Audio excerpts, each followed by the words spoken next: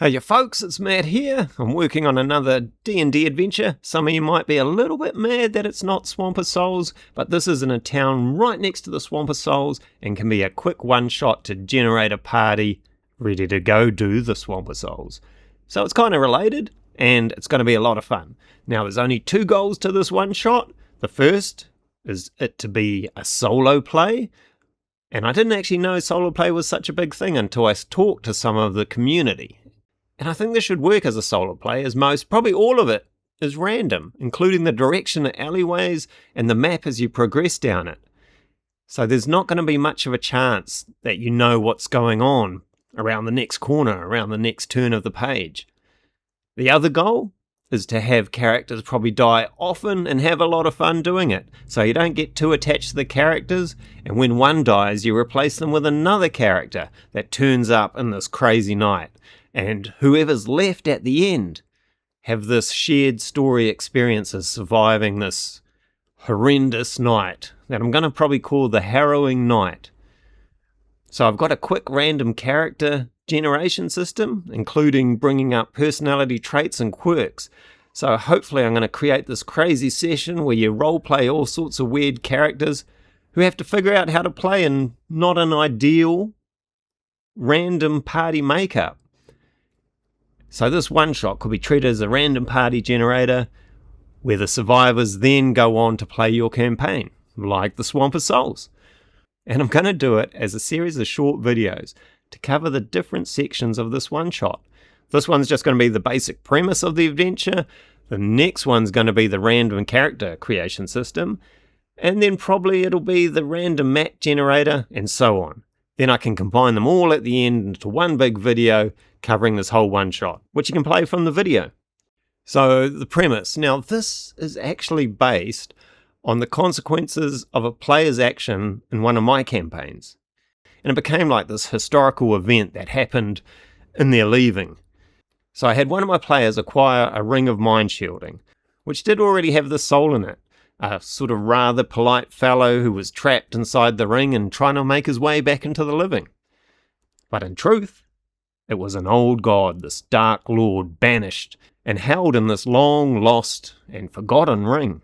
I did that because I thought it'd be a cool long story arc where maybe at some point the player will be fooled into freeing the Dark Lord and maybe try to resurrect him into the world once the party's either gained enough power or they've got really rich and can hire someone to do it. And I was thinking that's going to be well down the track. But instead, when the party arrived at a wild frontier town known as Wildgate, the player went straight to the small magic shop owned by a goblin necromancer and sold him the ring for just its base standard price. And then that afternoon, the party secured an adventuring contract from a Patreon, and they left the town behind and they set off on this lengthy expedition out in the wildlands. So unbeknownst to them, later that night, the goblin necromancer tried to release the spirit in the ring and chain it to his sort of power-hungry will. And this old god, now known as the Bone Lord, instead possessed the necromancer with ease and once again walked the land in his little goblin body. And that same night he rose these hordes of undead that surrounded the small town. There's a reason why that's happened too. And for a horrifying night, the town was overrun by this newly raised army of the Bone Lord. And many died until the great heroes of the land, the great heroes of all these guilds, arrived via teleportation portals to eventually drive the Bone Lord away. And then later on, the players returned from the wildlands, like a week later, to find the town had been ravaged and slowly recovering from this undead attack.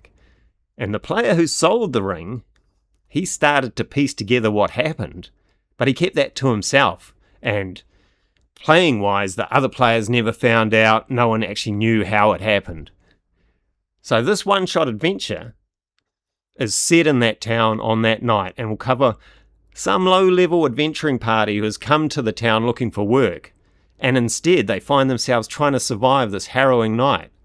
And so there's a lot of these low-level adventuring parties all gathered in a pub, either trying to catch the eye of a patron or have already just secured work and are looking forward to it the next day where they head off on their adventures. And yeah, they've got to survive the night, and they're of course low level, easily killed, and just got to last until the great heroes start arriving. And then the second phase of the one shot is helping these great heroes in their own little humble ways that they can, maybe escorting an injured wizard to get in range to fire his last powerful spell at the Bone Lord, things like that.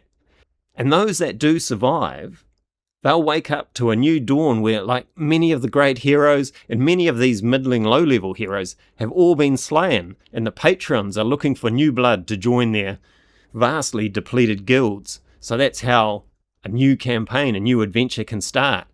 And that's the premise. And this is chapter 1. Next chapter, as I said, I'll cover the random character generation. But thanks for listening. Hope you enjoyed the picture. I'll just keep working on the picture as we go through the different chapters. So this was sketching out phase. Cheers, and I'll catch you later. Bye.